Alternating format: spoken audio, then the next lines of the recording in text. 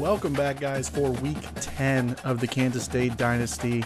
I did miss about a week there. I do apologize about that. Have gotten a little bit of burnout on this game. I think I kind of overdid it when it first came out, but we are back nonetheless. Their number 7 Kansas State Wildcats are taking on the Houston Cougars this week. Looking at some of the stats from this season so far, we haven't really been able to throw the ball very well, or maybe not efficiently as I would have hoped. I don't really think that's entirely Avery Johnson's fault. That may be a user error. I do think Avery Johnson is a very good quarterback, but we just haven't been able to move the ball as well offensively. Just in general, our running game has definitely slowed down a bit. Dylan Edwards has played better in the back half of the year than he did at the beginning, so maybe it was just more of like a, everyone's, maybe getting to slow down a bit, but Edwards is picking him up, so that's good to see. Receiving-wise, we're able to kind of move the ball around a little bit more. Jace Brown is still our go-to guy, but, we're getting the ball to the tight ends more. Cephas and Jackson are getting the ball as well. But offensively, we need to be better for sure. Defensively, we've been actually really good the last 2 games for sure. I mean, we could have blown out both West Virginia and Kansas. We almost blew out Kansas, but they started to make a comeback in the late of the fourth quarter. If you guys haven't seen that game, please go check that one out before you watch this one. We did win, but go back and check that out. But let's just go ahead and jump into this game and get into week 10.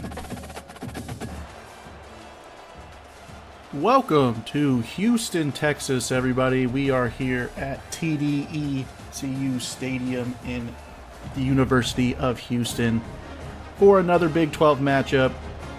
I've said Houston a lot already, so you guys know we're playing Houston in the Big 12. Last year, Kansas State played them at home and beat them 44-0. So maybe the defense can keep it going from last year. We have played much better in the last couple games.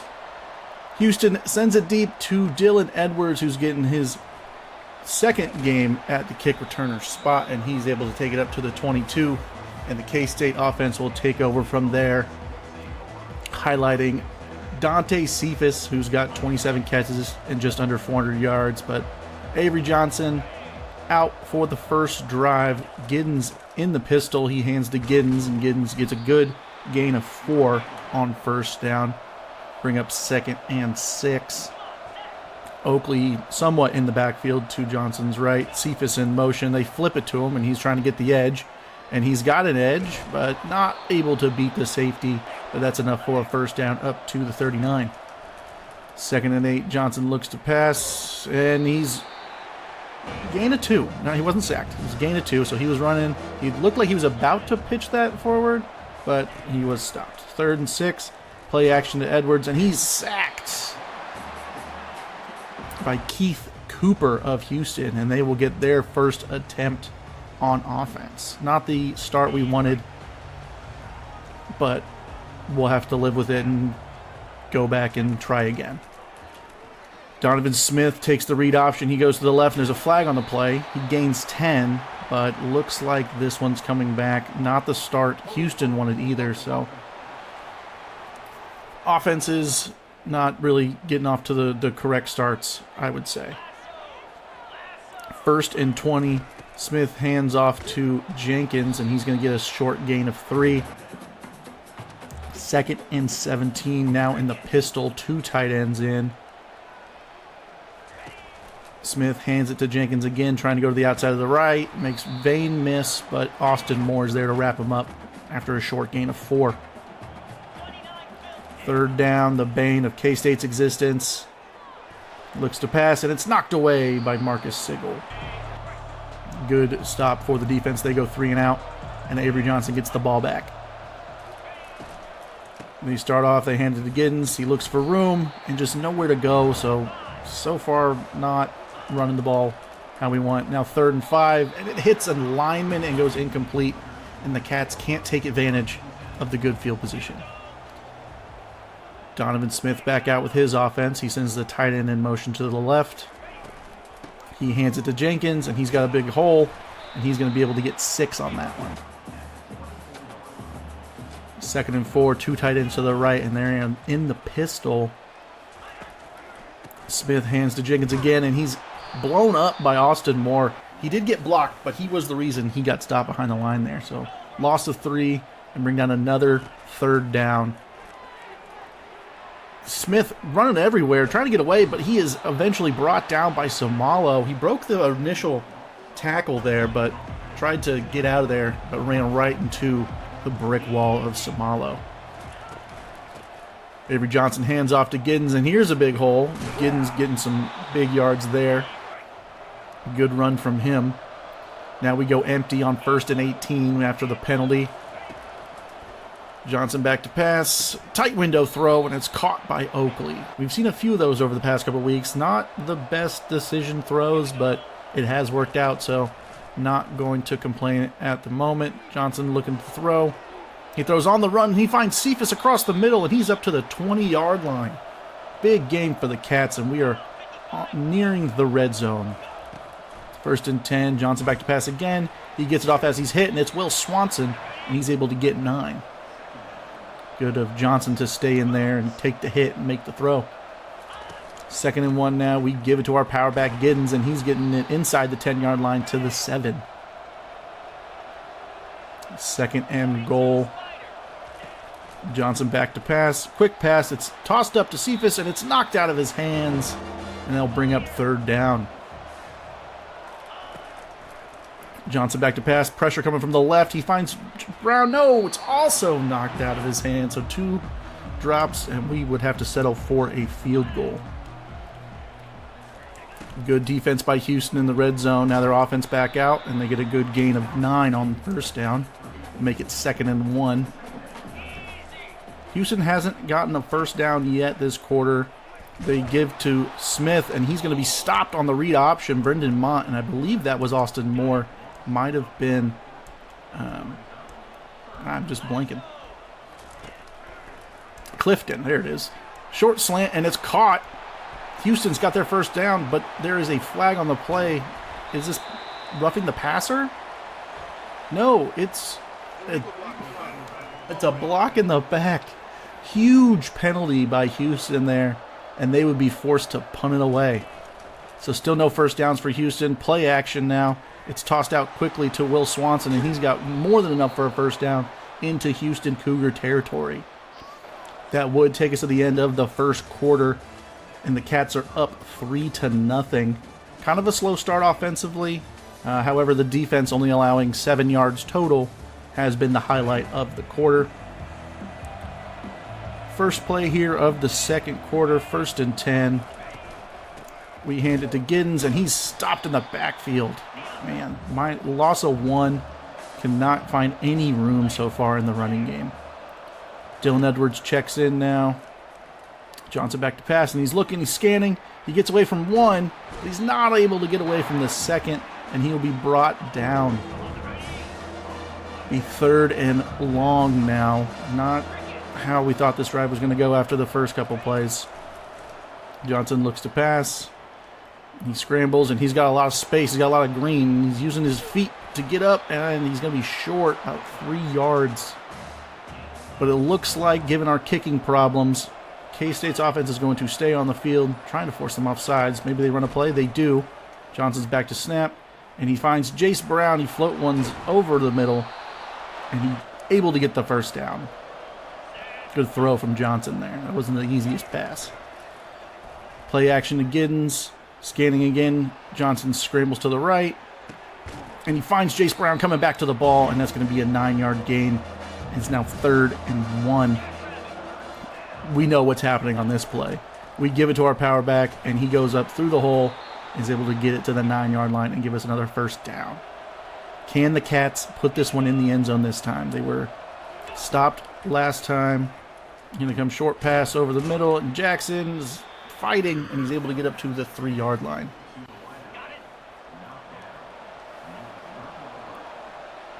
Second and goal now. We hand it to Giddens on the short yardage, and he's stuffed right at the line, and it'll be 3rd down once again. Johnson making some changes at the line. We go play action. He rolls, throws, and it's caught by Oakley. He's able to hang on to that one. Cephas and Brown couldn't hang on to it last drive, but Oakley was able to hang on to that pass, and the K-State Wildcats put it in the end zone, and they're now up 10-0. Houston's offense really needs to answer here. They've yet to score any points against K-State for 5 quarters now. Thomas Smith back to pass, and it's picked off by Keenan Garber. And he's got a lot of space. Only person that can stop him is Jonathan Smith, and he won't be able to get to him. That's a touchdown. Keenan Garber, 29-yard pick six, and he hits the gritty. Great play by the defense, and still no first downs for Houston in this game. Their offense has not been good this half. Back out now after the interception, down 17. Houston with 5 and some change to go in the half. Smith gives it to Jenkins. He's got a big hole on the left side, and he gets bounced around like a pinball, and he's able to get the first down. Smith again hands it to Jenkins, but Sigel covers up the hole, and Austin Moore is there to help out and wrap him up. 2nd down and 10, Smith in the gun. They give it to Jenkins again, and he got the outside. Looks like Austin Moore took a bad route for the ball, but there's a flag down, late flag. Looks like this one's coming back for holding on Houston. Just when they start to get a good play, flag comes down. That's twice that's happened now. 2nd and 14. Sweep out to the receiver, and he's got some space, and he's going to make it a 3rd and manageable now. Just under 4 minutes to go in the half. Smith back to pass. He's scrambling, and he finds a man, and that's going to be Houston's first down of the game. 1st and 10 now from midfield. Wide receiver comes in motion. They fake it to him, and they give it to Jenkins. He's got a big hole, and he runs through some tacklers and is able to gain 9. Houston's offense is finally on the move. Just under 3 minutes to go in the half. So a little late, but we still need to come up with some plays. And Jenkins got a huge hole. And he's down inside the 5. He's brought down by Keenan Garber. Inside the 5, Houston threatening, can finally get on the board. Quick pass, and it's jumped and caught by B.J. Payne. Intercepted once again on back-to-back drives. What a play. They're on the verge of scoring, and however, we stop them. 2nd and 8. Quick pass out to Cephas. He's going to get us a little bit more space, and the Cats are going to take a timeout. He got aggressive in a couple weeks in a row, and we've made mistakes that have really cost us. But this time, and he's going deep. Jaden Jackson. Avery Johnson trusting Jaden Jackson in single coverage, and he makes the grab. What a catch. That would lead to 3rd and 5 now. Just over a minute to go in the first half. Johnson back to pass. Goes to the left, and he finds Andre Davis, the freshman, over the middle. We take another timeout. 1st and 10 now, a minute to go. Johnson in the gun, he looks to pass. He goes over the middle to Oakley, and he's able to get 9. And we go hurry up now.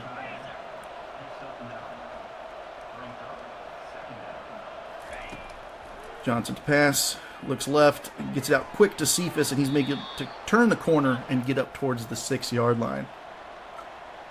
45 seconds now. Cats could take a huge lead headed into half if they can convert this. They get it to Swanson over the middle, and he reaches for the pylon, and he's in. Touchdown, Cats. Both tight ends now have touchdown receptions today, and that is going to give us a huge lead headed into the half. The offense has played great. The defense has played even better.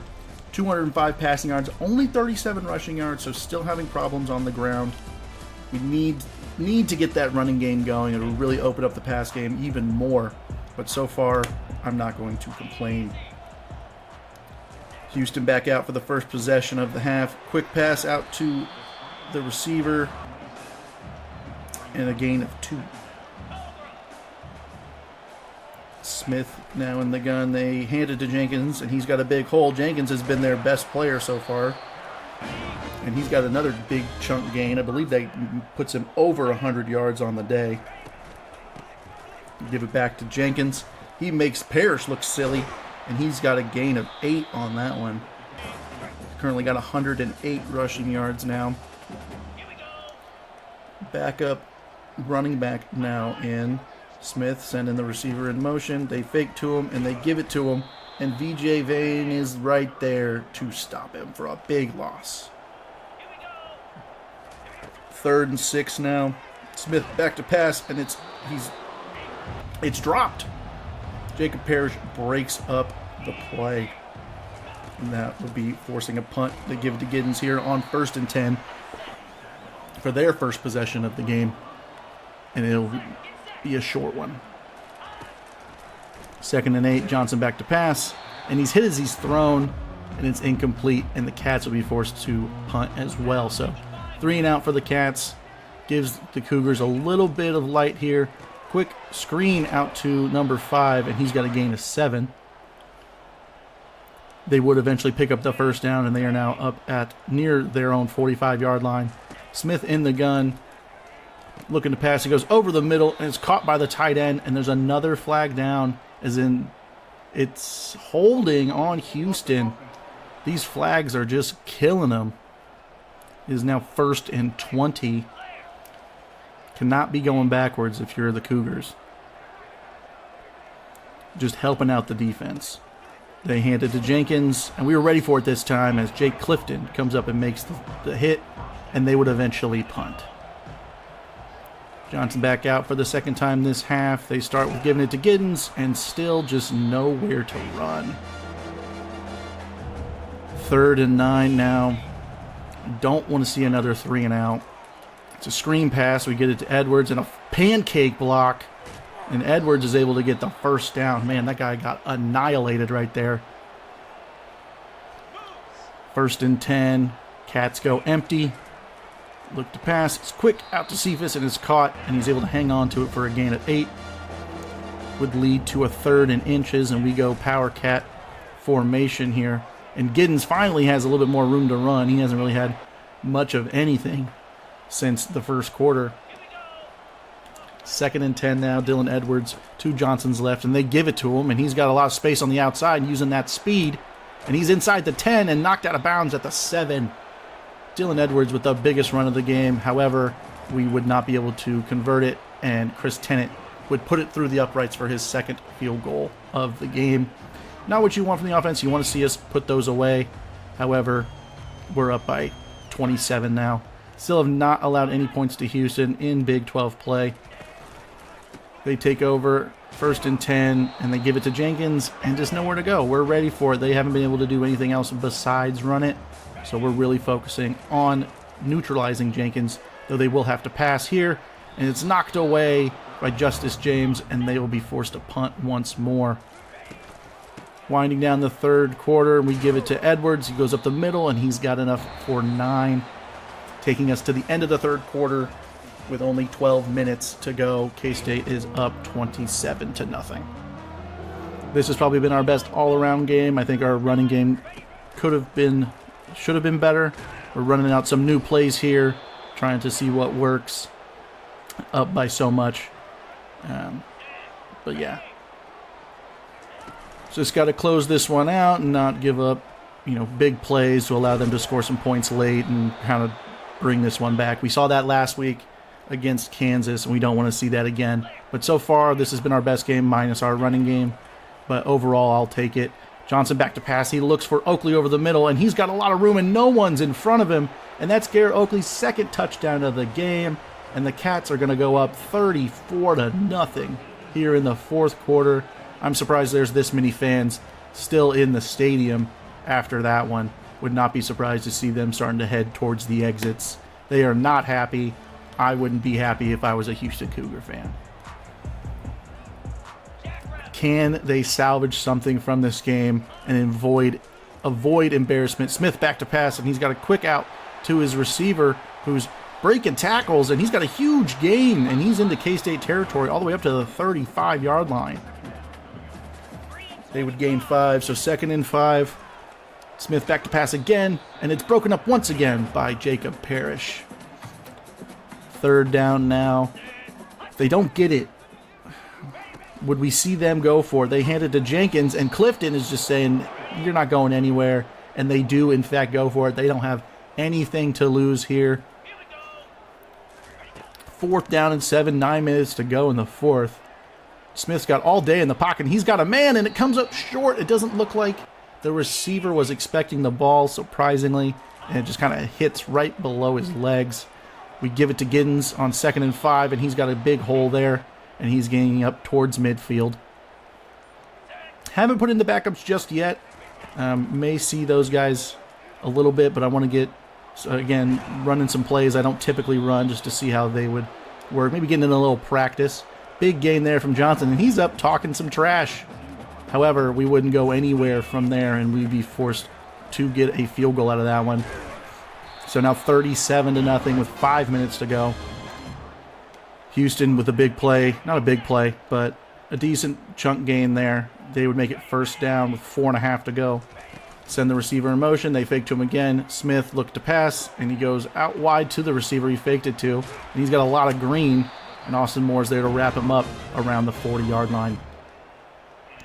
Inside K-State territory, can Houston get some points on the board in this game? Smith looking to pass, and he throws it, and it looks like he threw it behind him, and Jenkins, that would have been bad. He probably should have just let that one go and taken the incomplete pass there. It'd be 3rd down and 17. Smith slings it out to his receiver, and he's just short of the marker. However, they do have nothing to lose, just like last drive, and they are going to go for it here on 4th down and 3 with 3 minutes to go. And a false start will knock them back 7, and they would eventually punt, and that is going to be the end of the game. They're not able to get any points again for the 2nd straight year, and K-State wins 37-0. We did get some backups into the game, but Avery Johnson, 250 yards passing on 3 touchdowns. Great game for him. And Caden Blizzard has committed to Kansas State. He is a 3-star cornerback out of Humble.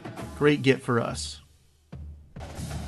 Before we move on to Week 12, I want to go over some of the recruiting stuff. I have done it off screen, so I'm just going to go over it as well. I still have these guys on the boards. You know, I haven't seen anyone ever flip, but, after they've already verbally committed. But I keep them on the board just to kind of remind myself to keep an eye out for these guys, and I'll keep some of these guys written down on my notes to look out for them in the transfer portal in future seasons if they do enter the transfer portal.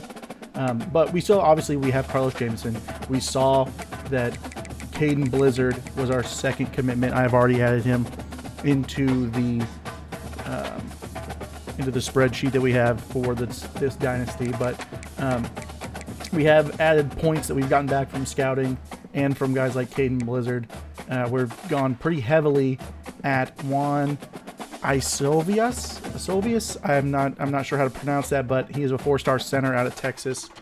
We are not in his top 8. However, he is not really anywhere close to announcing his top 8, and he's got no offers. So we're going to go after him pretty hard here. We do have some scouting left to do on him. He's probably not the greatest, but, we need some help on the offensive line, and it looks like he could be pretty good. Now that I think about it, we might as well just, instead of giving him these points since he's not really close, let's see if we can get some more scouting from him. Where else can we get some points from that we're not really using much of them? We could probably switch this out just for a week, his bye week, so we can steal some points here from Kamani Cummins. Not a super important recruit for us there, but not a gem, but not a bust either. He is a pass protector for sure, and we definitely need some help kind of all over the offensive line.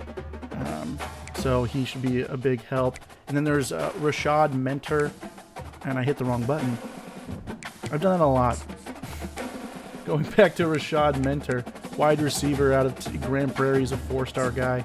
Not in his top 8 either, but he's only got the 1 offer from Oklahoma. So hopefully if we can send the house, give him an offer, we can at least crack his top 8 and give us a shot.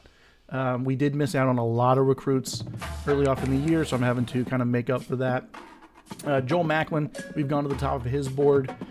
Looks like it's between me and Iowa State, so rivals going at it again. Hopefully we can win out this one, as we lost two guys to Kansas. Anyone else that's new? I didn't think we'd be able to get close to Kane Groshek, but he has yet to cut to his top 8, and he's been in our board for a while, and I just kind of gave up on it. So hopefully with the offer and some points, we can get into his top 8 and have a shot there. Titus Duarte, still very under recruited for a 3-star linebacker. Mateo Bloom, he may cut to his top 3, and Ben Wynn should cut to his top 3. If we don't get Ben Wynn, this would be one of those ones where it's just like you've dominated his recruiting for pretty much all year, and at the last second he makes some sort of weird switch, and with zero influence from the other 4 schools in his top 5, it would be wild for me if we didn't get him. Kind of same with Roderick Weeks. We're fighting LSU for Sidney Devi. He's a blocking tight end. He'd be probably filling out that Will Swanson role next year. Swanson is a senior, and he's played a lot better in that fullback role, and we've kind of utilized him as a backup tight end, so Devi might be the replacement for that. But yeah, these are the guys that we lost out to. Eric Sakasha, obviously.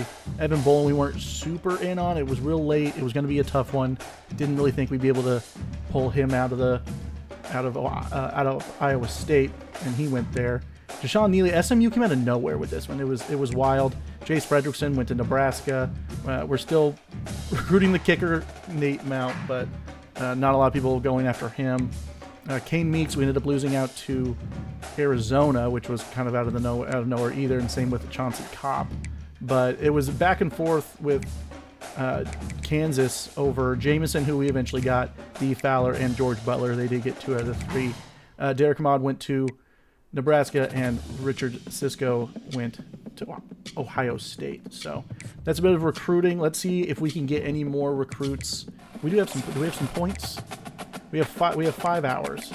Is there anyone that's not offered that we can just throw a scholarship at? I feel like everyone's on this board has been offered. Was Kashvarian any good? May as well just throw him an offer for depth. He's a pass blocker. Screw it. We'll, if we can go onto his board, sure, we'll go after him. We just need the depth, really. Let's advance and see if we can get anything into next week. No commitments, but we are first on a lot of people's boards. It's going to cut me off here in a second, and I'll go back. We do level up our coach, so we'll do that in the meantime as well. We have gone up to A+ in championship contender because we have moved up to number 3 in the country at 8-1. Kansas State, number 3. Something must have happened during the bye week. So looking at the recruiting update, we are first on a lot of people's boards. Ben Wynn cut to his top 3. Mateo Bloom cut to his top 3. Roderick Weeks to his top 5.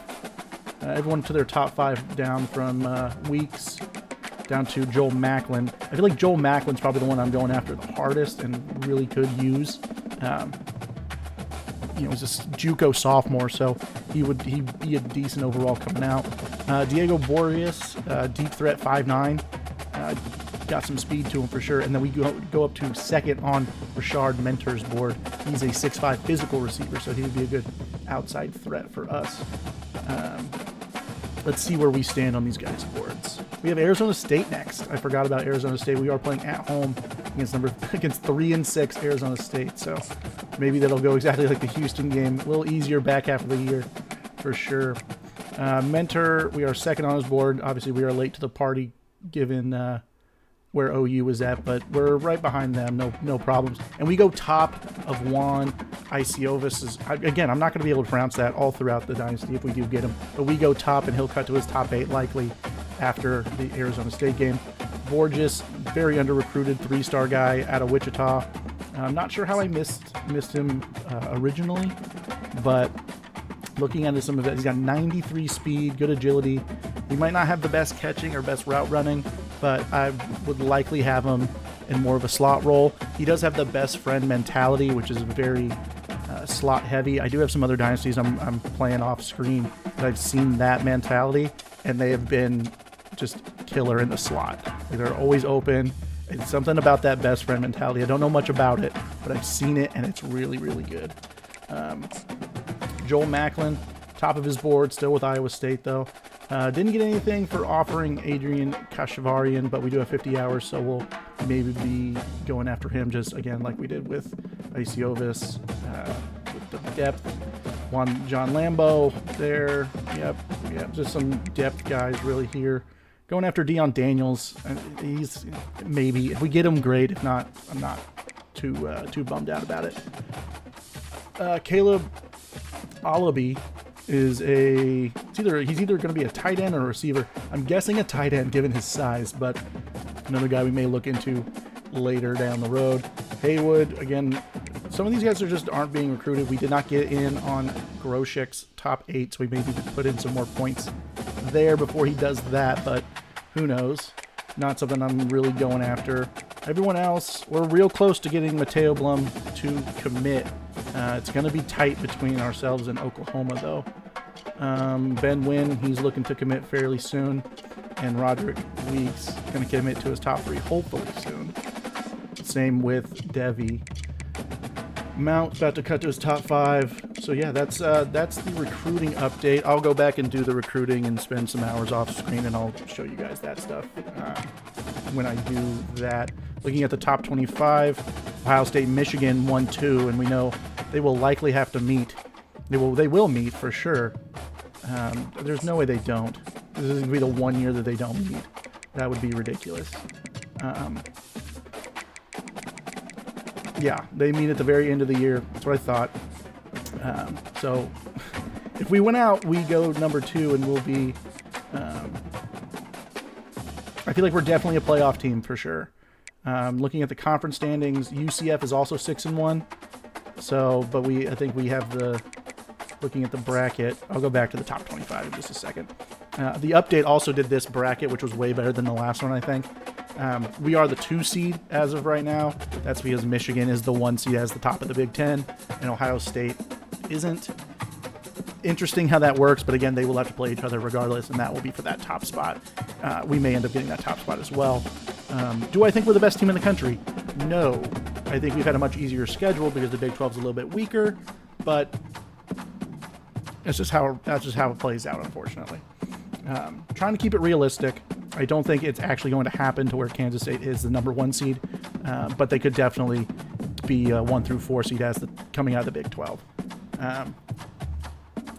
Texas, the 11 seed. Oklahoma's in there as well. Oregon. UCF actually makes it in as an at-large, which is good to see for Big 12 purposes.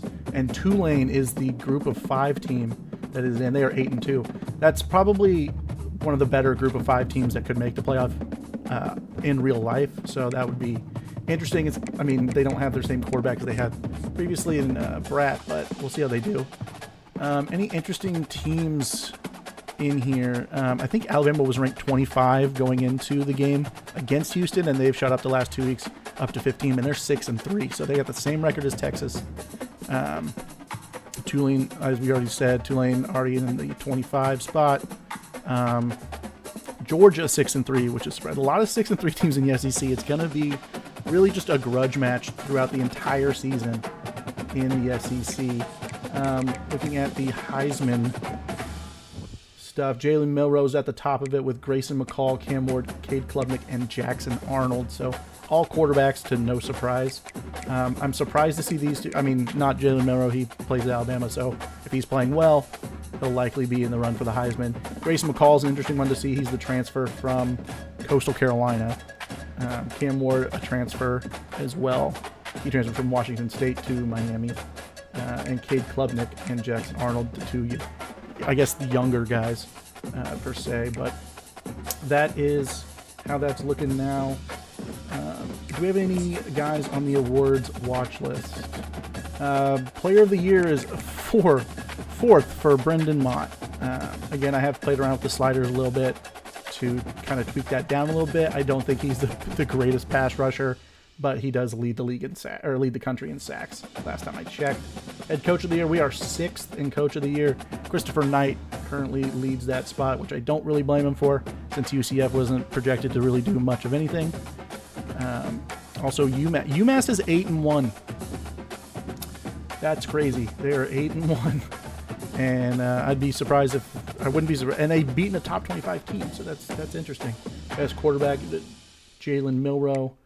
Best defensive player, we have Brendan Mott and Jordan Allen on this short list. Was Avery Johnson on this list at all? I doubt it. No, he is not on the top 12. Not really surprising there, in my opinion. Best defensive back, all of our guys are the top 4. Okay. We don't even have that many interceptions, but I think this sim doesn't have them having as many tackles, so this tends to happen. Kind of maybe a little broken, but of course the updates to some of these things aren't going to take place in this dynasty after the first update. Best running back, DJ Giddens is 3rd. Best receiver, I don't think we're going to have anyone on this list. No, we do not. Best defensive lineman, Brendan Mott and Jordan Allen again on this list. Unitas golden arm to a senior quarterback. We don't have a senior quarterback, so he's not going to be on this list. Best defensive end, we got the 2 best defensive ends in the country, according to this list. Best interior lineman, usually Kansas State has very good interior linemen, but it's hard to judge. And these are like the top rated guys in the entire game. So, I mean, there was one guy that was 81 or 79, Greg Crippen. Okay. Best tight end, we don't utilize tight end a ton. We've been doing it a little bit more in recent weeks. Best assistant coach, haven't really paid as much attention to my assistant coaches this year. Best linebacker, Austin Moore is 10th. Okay. I thought he'd be a little higher. He's been kind of all over the ball and making plays. We do have an offensive lineman, Hadley Panzer, the senior. So we're gonna have to replace a really good center. Hopefully we can get one. Kickers, we're not gonna be anywhere near this because we couldn't make a kick to save our lives. Though we did go perfect against Houston. Punter, we don't do a ton of punting. We have, but sometimes. We're not 4th and 1 past, near the 50. We're likely going for it. But yeah, that's the awards watch list so far. But again, I appreciate you guys watching this series so far. If you guys have any feedback, I greatly appreciate it. And just please leave a like, subscribe. It's 100% free and it helps me out a ton. I thank you guys for watching, and I will see you guys next week when we take on Arizona State.